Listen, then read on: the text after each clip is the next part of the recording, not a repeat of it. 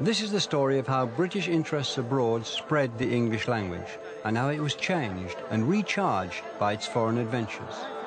In India, there is a rally coming up, so I'll have to take a detour and come, sir. You know, in India everything goes little slow. In the Caribbean, yeah, man. I used to pull him with my boat when I go into Black River. Yeah. So one day I pulled him right at the spot and I said to him, I said, Flight, you know you can make some money here. And in Australia. Can I hang out? No, I'm down by Circular Quay having some brekkie. The forces of empire spread English around the globe. Whatever the rights and wrongs of this drive, it could truly be claimed that the sun never set on the English language. As it spread, it gave birth to new Englishes, and they became locked in battles for power and prestige with the mother tongue. New Englishes became a source of pride for some, of shame for others, of conflict, of liberation, even of brotherhood. And one outcome is indisputable. The English language was enriched immeasurably.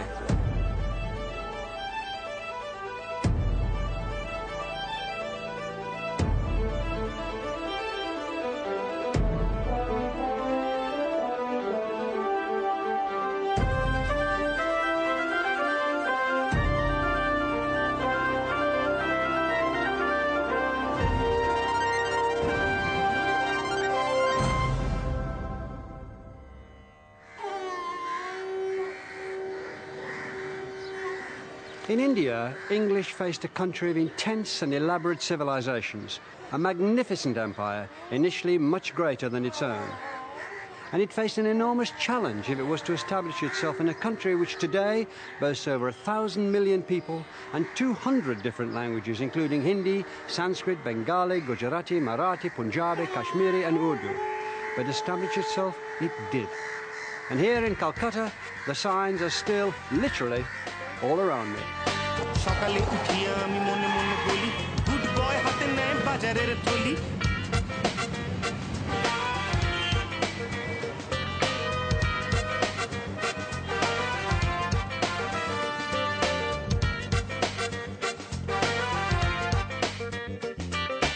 We gave English words to India, and some words from our experience in India have fed back into English.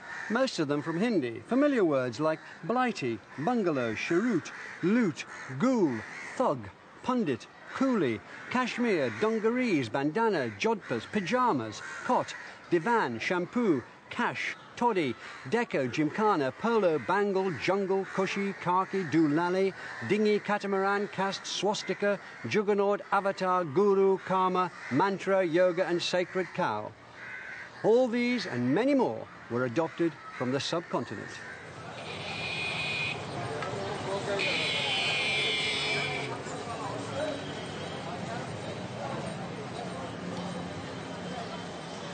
Trade contacts through the early Middle Ages brought the first words from Asia into the English language, often through Latin or Greek, which absorbed them and passed them on.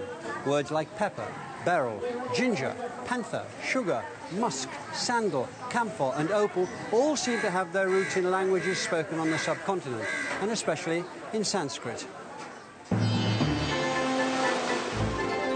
But the close relationship between English and India really began at the start of the 17th century, when the East India Company was granted a monopoly charter to seek out and trade with the rich spice markets of the East.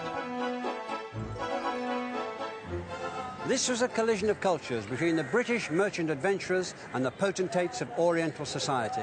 And in order to prosper, the English had to learn the lexicon of power and degree and to curry favour. Obsequiousness mattered.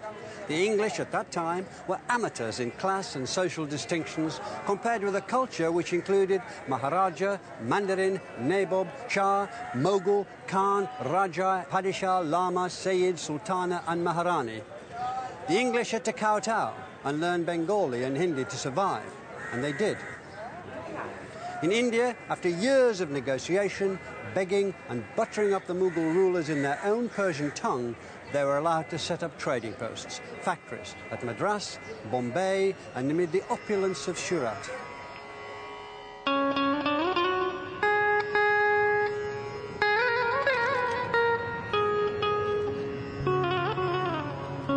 At At the end of the 17th century, the English established another factory here in a tiny village on the banks of the River Hugli, which would become one of the world's greatest trading cities, Calcutta. What brought the English to India was a commodity that they could turn a profit on around the markets of the East, a commodity that India was famous for then and now, cloth.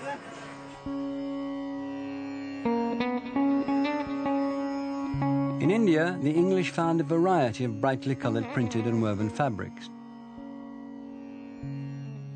Delicate muslins, chintzes, calicos and ginghams. When these reached Britain, they became an instant success and their names as familiar as they are today.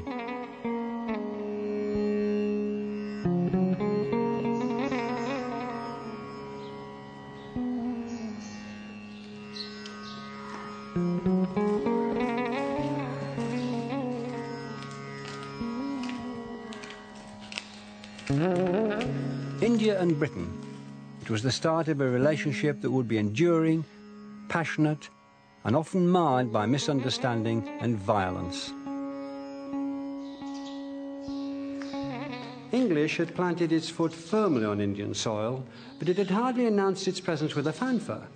The East India Company prospered, but in this vast country, its English-speaking employees were numbered in hundreds, not thousands. Some of the senior employees were encouraged to go native, take local wives, and adopt local habits and dress.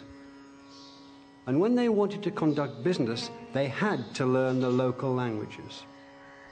For most Britishers, this was a matter of commercial necessity, but there were others who had a more scholarly interest in India's languages. One of these British students of the Orient made a discovery which rewrote the history of the English language. English had traced its roots back to the dialects of the Germanic invaders from Frisia in the 5th century, as we did at the start of this series, but no further. But in 1784, William Jones, who was in India in his capacity as Supreme Court Judge, founded the Asiatic Society of Bengal to encourage inquiry into the history, civil and natural, the antiquities, arts, sciences and literature of Asia. And when Jones started to look at the ancient language of Sanskrit, a language written down 2 or 3 centuries before the Iliad and the Odyssey, he discovered what was effectively the prequel of the adventure of English. He discovered that one of the deepest roots of English was here in India. Jones made the startling discovery that there were similarities between words in Sanskrit and the younger languages of Greek, Latin, English and others. Where Sanskrit had Pita, Latin had Pater, Old Norse Father, Gothic Father and English Father. The Sanskrit Brata, Latin Frater, German Bruder, Slavic Bratu, Irish Brother and of course English Brother. Even the forms of verb looked similar. English am, Old English yom, Gothic im, Latin sum, Greek emi, Sanskrit asmi. English is, Gothic ist, Latin est, Greek esti, and Sanskrit asti. Jones decided that this was evidence that they were all descended from one Indo-European language, and his work was the foundation of modern philology, the study of languages.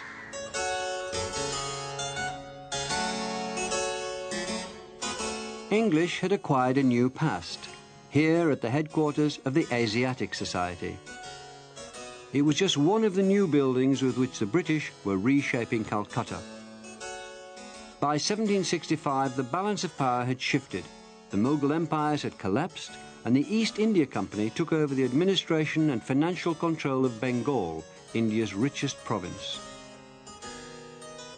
Calcutta was becoming a colonial capital, a centre of commercial, political and social life. Here, the relationship between Indian and British became one of servant and master. A dangerous climate of feeling was developing that it was the duty and destiny of the British to govern in India. They were no longer going native, marrying Indian women, adopting Indian customs and learning local languages. They began to see themselves as superior to the native population, and the essence of their superiority was their religion.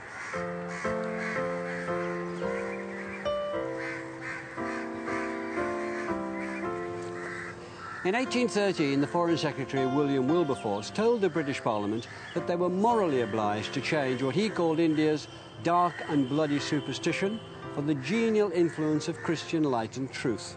The British had looked at India and had decided that the Indians just weren't British enough.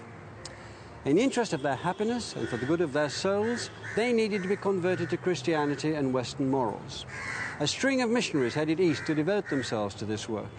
In order to teach their religion, they set up schools, and they taught not in the languages of India, but in English. There were Indians who welcomed the establishment of English language education, recognizing that it could give India access to modern Western thought and scientific knowledge. But what happened next went beyond education. A new English language policy changed Indian society and its relationship with the British forever.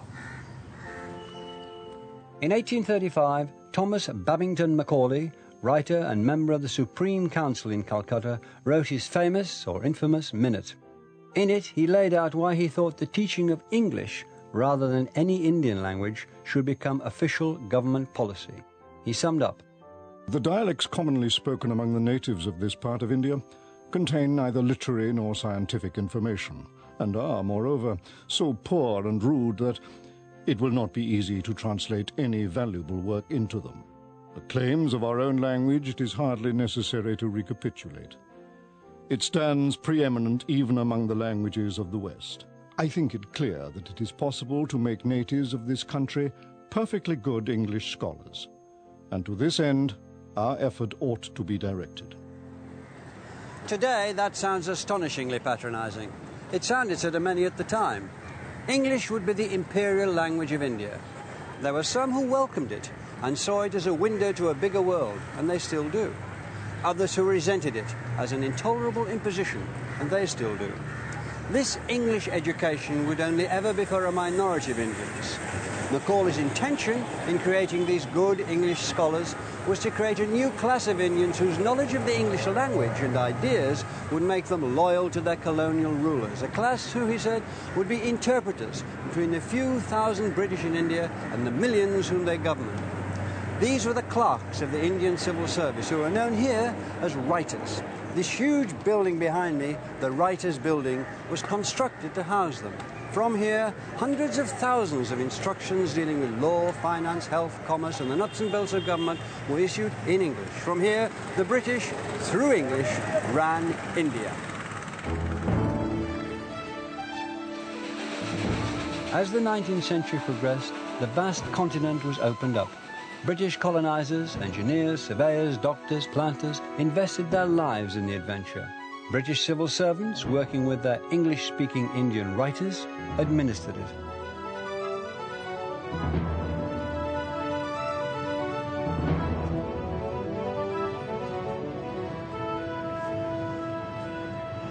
Without the English-speaking bureaucracy, there'd have been no Raj, a word meaning rule or kingdom, taken from the Hindi. English was institutionalized now in India. It was part of the fabric of government. It was the language of preference, the language of prestige. And English, as often, was changed by this encounter. I stand under the shoes of my client and only seek to place my bone of contention clearly in your... Over time, the English spoken by Indians became a particular ornate form. Babu English, it was called. Your Honor will be pleased enough to observe that my client is a widow, a poor chap with one post-mortem son. The language was often taught by Indian to Indian, with no British ear to check its proliferation of florid phrases. Their relationship is only homeopathic, so the misty arguments of my learned friend will not hold water. The English spoken by the British also changed. The district officers, magistrates and other officials who toured the country, tending the Raj, picked up Indian words by the bushel and incorporated them into their daily speech.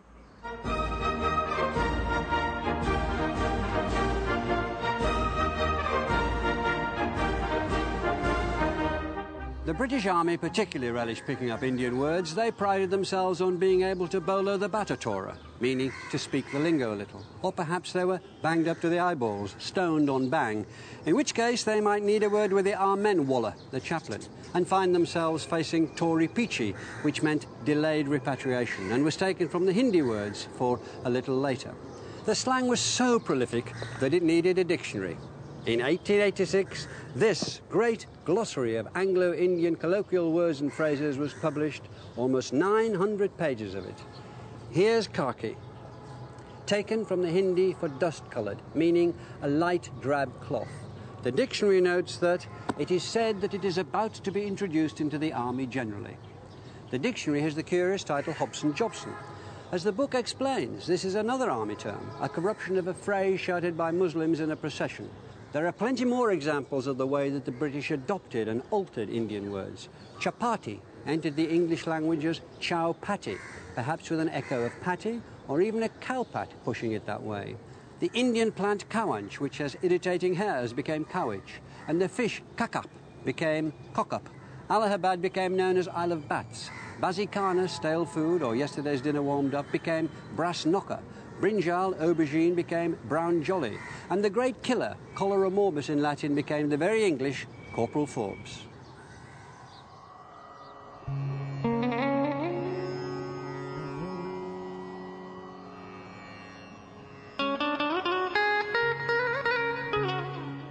Whenever they could, the British fled the threat of Corporal Forbes and the heat and dust of the plains in summer and took to the hills. In and around hill stations like Darjeeling, army officers, civil servants and tea planters built a little England, where they could take tiffin on the veranda with their mem-sahibs or sip a chota peg as the sun went down. The British had become comfortable with India, and English comfortable with its Indian borrowings. First the sun fierce and glaring that scorches and bakes palanquins, perspiration and worry. Mosquitoes, thugs, coconuts, Brahmins and snakes, with elephants, tigers and curry.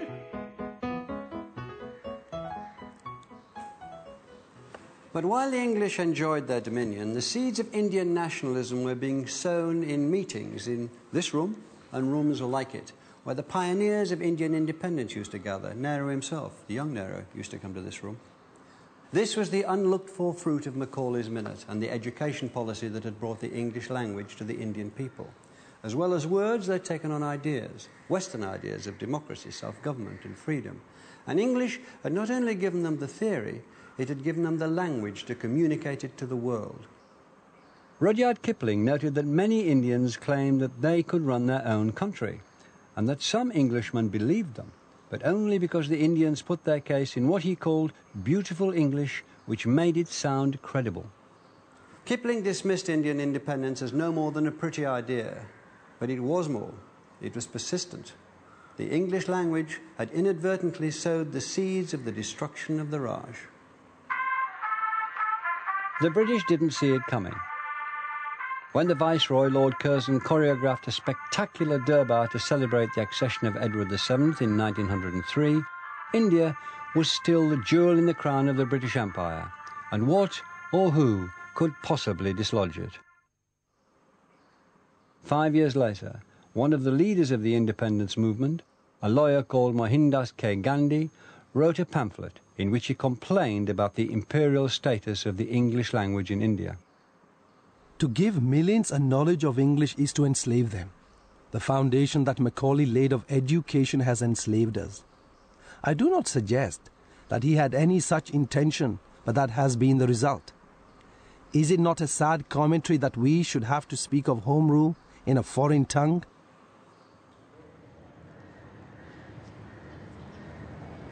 What's fascinating is the idea that language can enslave a people. The British didn't much have slavery on their minds at that time. What concerned them was building a new symbolic capital, more than 1,000 miles away from here, to be designed by Sir Edwin Lutyens, a New Delhi. Had they still taken an interest in Indian languages and customs, they might have come across the proverb which said that anybody who tried to build a new capital at Delhi was doomed. It had happened 6 times already. It happened to the Raj. the Raj would be lost, and with that loss would come a move to oust English from India altogether.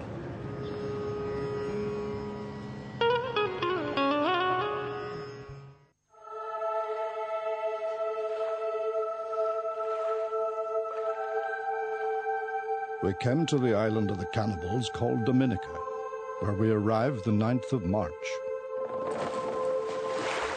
Near about this place inhabited certain Indians who came down to us, presenting meal and cakes of bread, which they had made from a kind of corn called maize. And they brought us down hens, pines, and potatoes. These potatoes be the most delicate roots that may be eaten. The natives whom Hawkins called Indians had been given that name by Christopher Columbus in 1492. He thought he'd found a western route to India, but he had in fact made landfall here, 12,000 miles to the east in the Caribbean, another stage on which the adventure of English would be played out. The name Caribbean itself, which denotes the Great Sea and the arc of islands which string out for more than 1,500 miles, came from the real name of one of the native tribes here, the Caribs, who were notorious for their fierceness and cruel treatment of captives. Another version of their name was Canib, from which we get our word cannibal. And the Carib languages gave English cayman, canoe, curare, peccary, and tamarind, among other words. From the language of another local tribe, the Arawaks, came hurricane, cassava, guava, hammock, iguana, and savannah. Two words used by Hawkins, maize and potato, and mangrove, barbecue, probably, and Jamaica itself. As we've seen in India and elsewhere, when English encountered new languages, it soaked up new words. But the adventure here in the Caribbean was very different from the one in India. There, English, initially at least, had to accommodate itself to established languages spoken by people with status and power.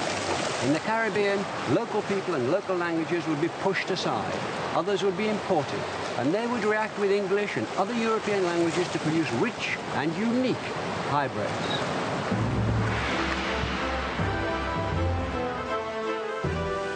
English interest in the region had begun with attempts to hijack Spanish treasure ships by Drake, Hawkins and others, with the unofficial approval of Queen Elizabeth.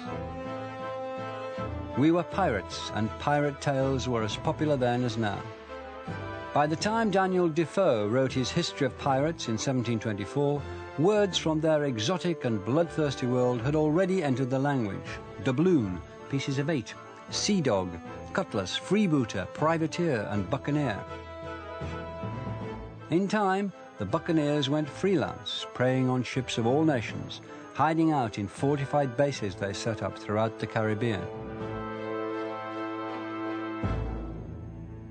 The buccaneers were eventually flushed out of their strongholds like this one at Port Royal in Jamaica. The future belonged to other opportunists, the colonists, who'd already begun the systematic exploitation of the Caribbean.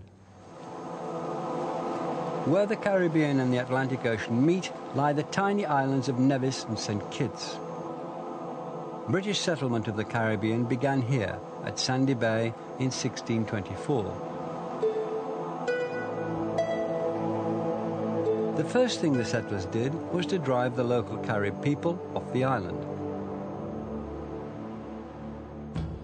The mainly English settlers at first grew tobacco, then switched to the more lucrative crop of sugarcane.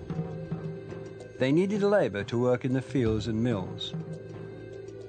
Soon they were importing slaves from Africa, slaves who picked up English words from sailors on the ships that brought them over and from the British on the plantations.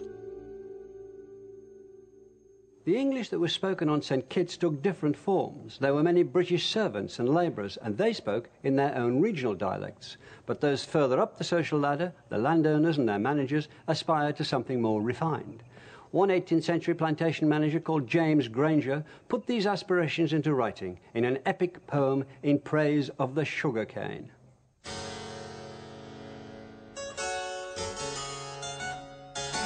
What soil the cane affects, what care demands, beneath what signs to plant, what ills await, how the hot nectar best to crystallize, and Afric's sable progeny to treat. A muse that long hath wandered in the groves of myrtle indolence attempts to sing.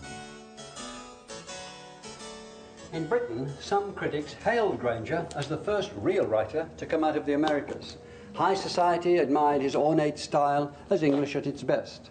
Whatever its qualities, it was a world away from the language spoken by the majority on St. Kitts, that sable progeny of Afric, as Granger coyly puts it, the black slaves who now outnumbered the white settlers.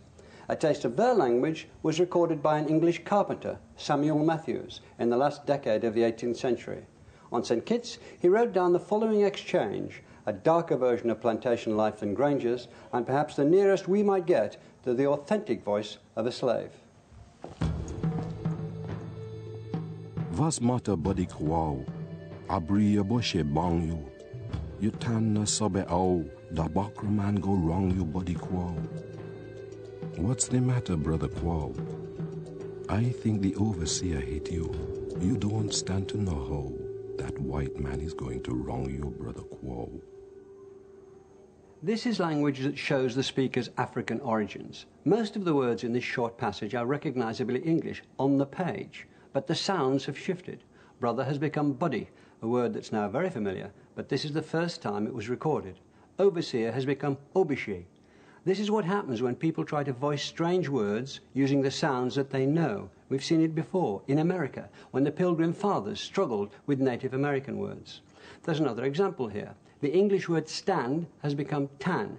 That's probably because a lot of African languages don't allow two consonants to run together. So the ST of stand has become T, and the ND has become N. Stand, tan. English vocabulary, African grammar. There's one word straight from Africa, bokra, for European or white man, and another has come through Portuguese slave traders. Their word saba has here become sobi, to know. You tan na sobe au, da bakra man go wrong you body kwao. This kind of language is called a Creole. It's the result of African and European languages colliding, producing hybrids spoken by the black population. Let me alone. No so trouble begin now. I go mind take van tone, so knock your rotten shin. This was the pattern throughout the plantations of the Caribbean. But on each island, the social and racial mix was slightly different, and each island developed its own unique Creole. Unfortunately, English wasn't a benign parent to what it regarded as its rather uncouth offspring. The Creoles continued to be treated by English speakers as unfit for polite society. This pressure meant that some Creole speakers tried to gentrify their language to sound more like the standard English-speaking social elite. So, throughout the Caribbean, there wasn't just a division into two languages, with standard English at one end of society and deep Creole at the other. There was a whole set of variations across society.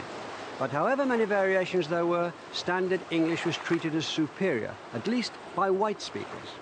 The original inhabitants of the island had been cleared by brute force or disease. English had moved in with the settlers, and now it had dominion over the other forms of language that it had spawned, at least for the time being.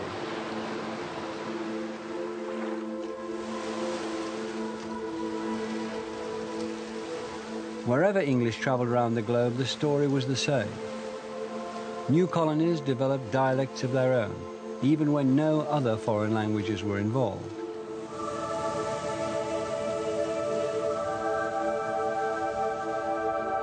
In January 1788, a fleet of 11 ships, commanded by Captain Arthur Phillip, sailed gingerly between these headlands, after 8 months at sea, to make landfall in the country which would become Australia.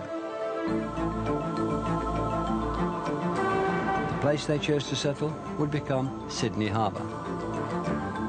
Today, the ferries which transport Sydney's commuters bear the names of the ships of what was known as the First Fleet: Sirius, Supply, Fishbourne, Friendship, Borrowdale. Their original cargo was also human. Over 700 seasick, half-starved souls, feared, despised and rejected by their British homeland, the ancestors of some of these commuters, the first convicts. Let us drink a good health to our schemers above, who at length have contrived from this land to remove thieves. Over the next 80 years, over 150,000 convicts were transported to Australia. At Botany Bay, the hulks and the jails had some thousands in store, but out of the jails are 10,000 times more who live by fraud, cheating, vile tricks. The British saw this as unsettled land, but of course it was peopled by native Australians. The Aboriginal tribes had over 250 languages. Many would disappear over time. But in the early days, the settlers were fascinated by the natives, and from them they learned the names for many of the new plants and animals they were encountering, like the kangaroo. English picked up more words from the native languages around Sydney Harbour. Boomerang, dingo, koala, wallaby, wallaroo and wombat. And cooey, which was a call used by natives to summon one another from a distance, was soon adopted by the English. And there's also a type of owl called the boobuk, a tree called the warata, which has become the emblem of New South Wales, warrigal, which is another name for the dingo, and woomera, a throwing stick. As settlement spread, English picked up words from other native languages. Billabong, a cut-off pool in the branch of a river. Budgerigar, yabby, which is a crustacean. Barramundi, a giant perch. And from Western Australia, kylie, another word for boomerang.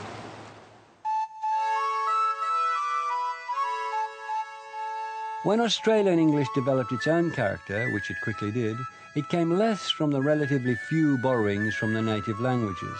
Overwhelmingly, it was shaped by the regional and criminal background of the early settlers. Some words that we think are most typically Australian were actually imported. Dialect words that have died out in England but hung on in their new home. Cobber comes from the verb cob, meaning to take a liking to. Dinkum was a word for work, and fair dinkum meant something similar to fair play. And digger was another word that sailed halfway around the world. English then, Australian now. The new Australians got their most colourful vocabulary from the criminal slang of 18th century London, which was known as flash, or kiddie talk. Kiddie from the verb to kid, as in to cheat or to fool. Some of the words they used are familiar to us now. Chum, meaning a fellow prisoner. Swag was a bundle of loot. Job for robbery, Judy for woman, mug for face, pigs for police, beak for magistrate, lark for prank, split for betray by informing, put up job and stow it, meaning keeping quiet, are all found in Australia and in the criminal language of Dickens' Oliver Twist. It didn't take long for tension to develop between the prisoners and their descendants and the other British immigrants who'd come to make a new life in Australia and were forming the colonial establishment. People like the MacArthurs, who settled here at Elizabeth Farm near Sydney and invented the Australian sheep industry.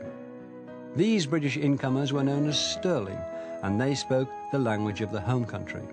The people born in Australia were known as currency and spoke the local dialect. At Elizabeth Farm, male convicts were assigned to labour in the surrounding fields, females to work as servants in the house and kitchens. Social divisions continued, defined by language. But over time, convicts who'd served their sentences could become citizens of the emerging country and call themselves government men, legitimates, exiles, or empire builders.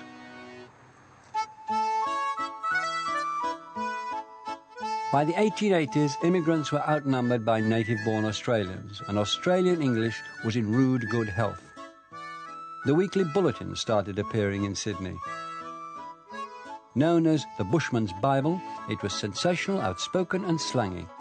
In its pages you find words like fair dinkum, larrikin, bonza, bloody, offsider, fair cow, battler and bludger, classic Australian. And there are examples of vivid Australian phrase-making. Better than a poke in the eye with a burnt stick, or as miserable as a bandicoot on a burnt ridge. And there are also poems and songs which helped create the image of the Australian bushman and his speech in the outback. Once a jolly swagman camped by a billabong under the shade of a coolabah tree, and he sang as he watched and waited till his billy boiled. You'll come a waltzing Matilda with me. Waltzing Matilda. Matilda is slang for a bedroll. Waltzing Matilda means going on the road. Was written on a sheep station by the poet and solicitor Banjo Patterson in 1895. And waited till his billy boiled. You'll come a waltzing. With its mix of words from English convict slang like swagman, meaning a drifter, and from Aboriginal languages like Billabong for pond and Coolibah for eucalyptus, Waltzing Matilda encapsulates the essence of Australian English at the time. And in the figure of the swagman, who'd rather die than be taken prisoner, it captures an attitude, a contempt for authority, which would become a national trait. You'll never take me alive, said he, and his ghost may be heard as you pass by that billabong. You'll come a waltzing Matilda with me, waltzing Matilda. But while the Australian vocabulary grew and Australian phrases were coined, Australian English didn't get official respectability. In 1926, the Director of Education in New South Wales could still write, "It is sad to reflect that other people are able to recognise Australians by their speech. Most unfortunately, a variation from the accepted standard is along lines which are harsh, unmusical and unpleasant to the ear. Teachers must do their utmost to check this development away from standard English." All nations have their symbols, and Australia is well served by Sydney Harbour, this day fit for a queen, their queen. As for New Zealand... The English language had sent its slang and its dialects to a new country where they developed a personality of their own. But standard English was keeping them in thrall. The ways of speaking in Australia formed a rigid social hierarchy.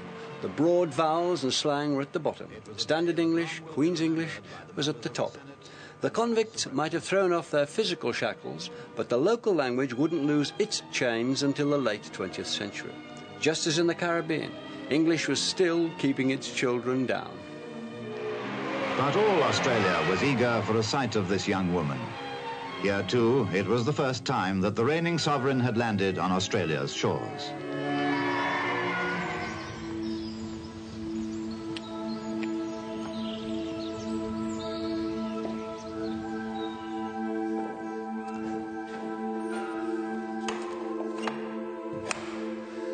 The British Empire, by the turn of the 20th century, was in its heyday. And British interests, as every school child knew then, had taken the English language all around the globe.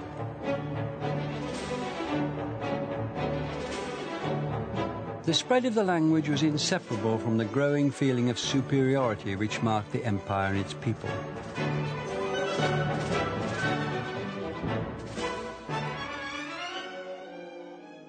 When Daniel Defoe's shipwrecked Robinson Crusoe encountered the man he called Friday, the first English word he taught his new acquaintance was master. There was no question about who was in charge, and no question about the language they'd use. As the empire spread, Crusoe's attitude became the norm.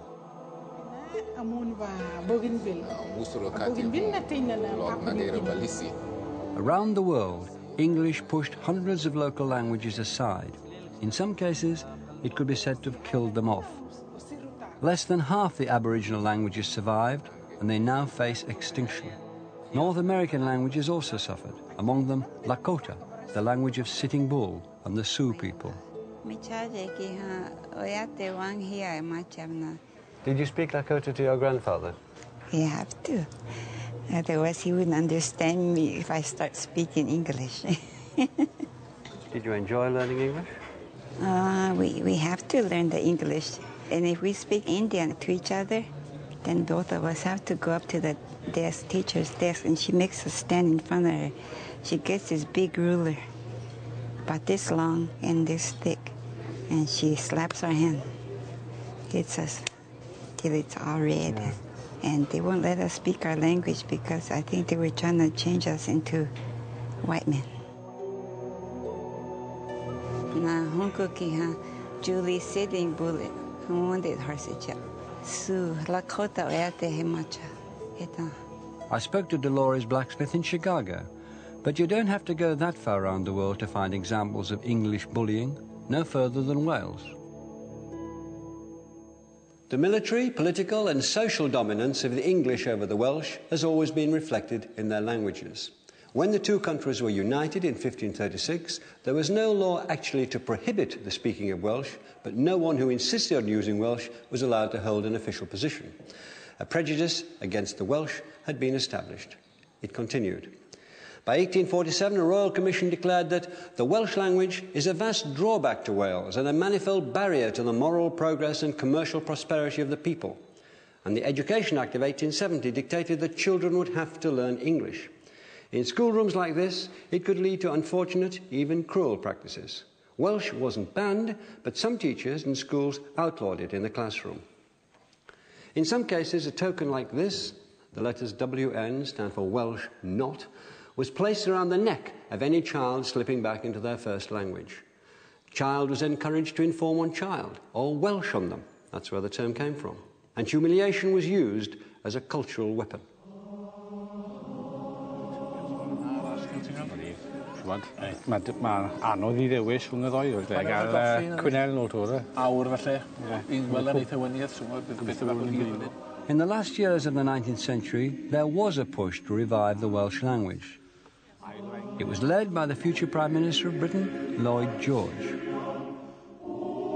The National Eisteddfod continued to promote and celebrate Welsh language and culture. Bilingual signage and official literature were introduced in the 60s, so that today the Welsh language can be seen everywhere throughout Wales. But it's debatable whether all this has really been enough to turn the tide. In 1900, half the people in Wales spoke Welsh. By 1981, it was less than 1 in 5.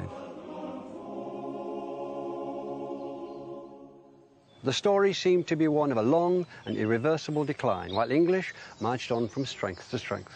Just this year, though, surveys have shown that the number of Welsh speakers is increasing for the first time in 2 centuries. Welsh has found its way back into the schoolrooms, but it's still a minority language. 80% of Welsh people don't speak it at all, and its future is far from certain.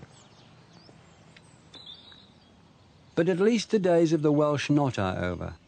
And in Wales, as elsewhere in the world, English is no longer acting as a state-approved bully.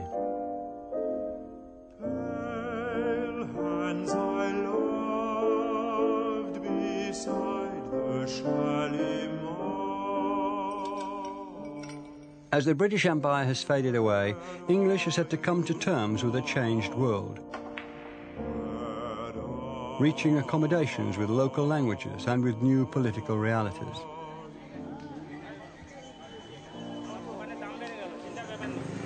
Here in India, the new constitution which followed independence planned to abolish English altogether and instead make Hindi the sole official language. But it didn't happen. Hindi is only the first language in some states of India, and other parts have their own languages, like here in Calcutta and the rest of Bengal, where Bengali is spoken. Regional rivalries are often fierce, and so the users of other languages exerted political pressure, in some places even rioted, to keep English rather than be forced to use Hindi. And even the most cursory glance at any of these bookstores here in Calcutta will show you how English is still part of Indian life. It's a minority language, but it's the language in which many Indian states communicate with each other and with the outside world, and that gives it tremendous clout. Some would say too much.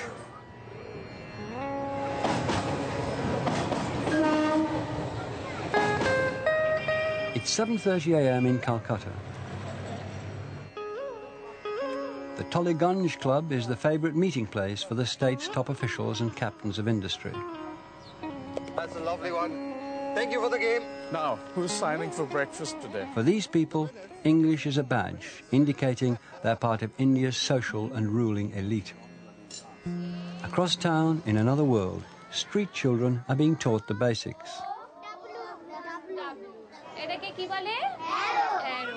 For them, English might mean a fingerhold, a scrap of advantage in getting a job against desperate odds. Across India, parents of all classes will make great efforts to make English part of their child's education.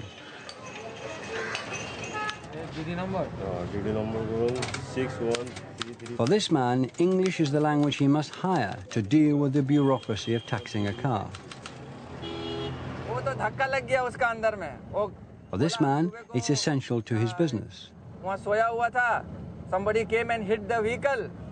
Many Indians slip happily from English into their native Bengali or Hindi and back again. For them, English has become, in a sense, another Indian language.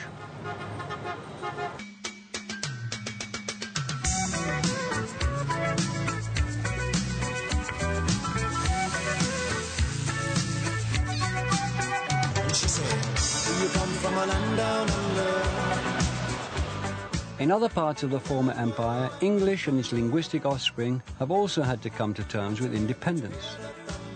In Australia, it came late. The election of the Whitlam government in 1972 rode a wave of nationalism. Australia began to look back towards Britain less than it looked forward to its own future as a multicultural country. 4 years later, the first Australian dictionary to be compiled in Australia reached the bookshelves, helping to legitimise the language and showing that Australia had cast off its cultural cringe and was ready to revel in its own distinctive language. This is the Macquarie Dictionary. In the D's alone, you find Australian words like daggy, meaning dirty or slovenly, from dags, the name given to the matted tufts of wool round a sheep's bottom. Deadhouse, a room in a hotel where drunks are put to sleep it off. Dello, a shortened form of delegate. Dingo stiffener, a dingo hunter. Dog's cock, an exclamation mark. Dog eye, an Aboriginal English word for a white person. Drac, an adjective, depressingly unattractive, possibly from Dracula. And dunny, an outside toilet, a name that can be traced back to the English words dana, meaning dung, and ken, meaning place or house. In Old British dialects you could find danikin or dunnikin. The Australians shortened it and keep it in use. Vocabulary aside, Australian English has developed some distinct variations of its own. Could I hang up? Good. No, I'm down by Circular Quay having some brekkie. I think there are two features that really earmark Australian English, at least for me. One is the abbreviations, the Australian love of shortenings, so that a word, if it's not already a single syllable, gets reduced to a single syllable, and then an ending is bunged on, E ending or an O ending. So something like my mate Jacko, you know, the weirdo journo from Freo, he slipped on a bit of lino during his smoko one arvo and ended up on compo and a real dero. Another characteristic I think of Australian English is the sometimes called HRT. This is not hormone replacement therapy, but high-rise terminal. It's the Australian questioning intonation. So it really is like the rising intonation of a yes-no question, except that you find it on statements. How old was this boy? He's 24 now. Was it Phil? Yeah. No, what did she say? Well, I called her the Savo and... Here in Australia, you encounter quite, well, amused, probably even hostile reactions now to British received pronunciation, Queen's English. People find them affected now and they're wanting much more to speak Australian English. Hey, you see this fellow over here? It's his Bucks party. Born. No more.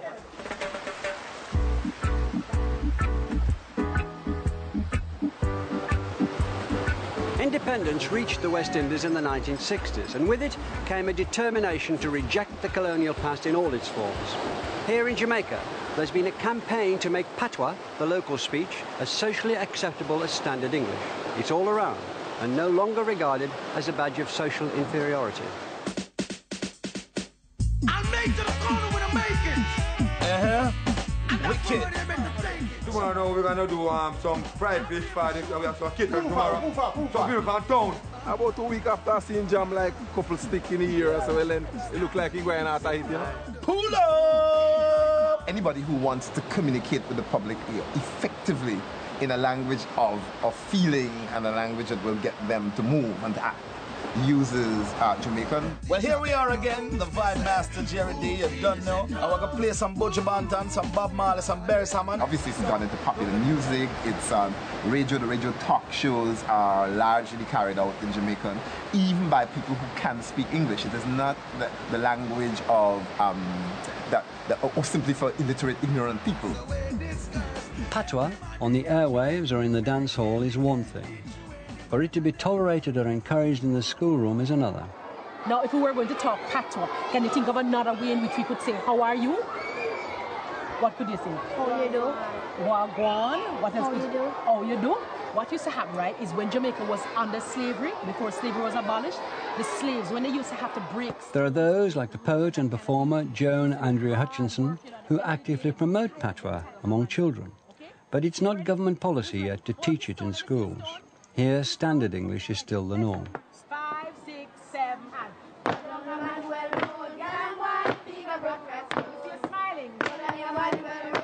and... And there are those who argue that children educated in patois at the expense of English would be placed at a serious disadvantage in dealing with the rest of the English-speaking world. What would you say to that argument? I would say typical Anglo-Saxon response. The Anglo-Saxons seem to think that people can only speak one language, right? In fact, multilingualism, bilingualism is the norm. There's no particular reason why Jamaica will be cut off simply because Jamaicans use Jamaican, or the language that is popularly called patois, for purposes of organizing their lives internally and using English for international communication. But I think it's a mindset, an Anglo-Saxon mindset, in which English is the official language of Britain and the US, and it's also an international language, but that's an accident of history. Historically, English began its imperial adventure as an export from our islands. It spawned new Englishes, new varieties, that were at first despised by speakers from the mother country, but which grew into distinct national tongues as their speakers freed themselves from their colonial past. Today, English and its offspring stand side by side around the world in which English, as we'll see, has adopted a crucial role as a global language.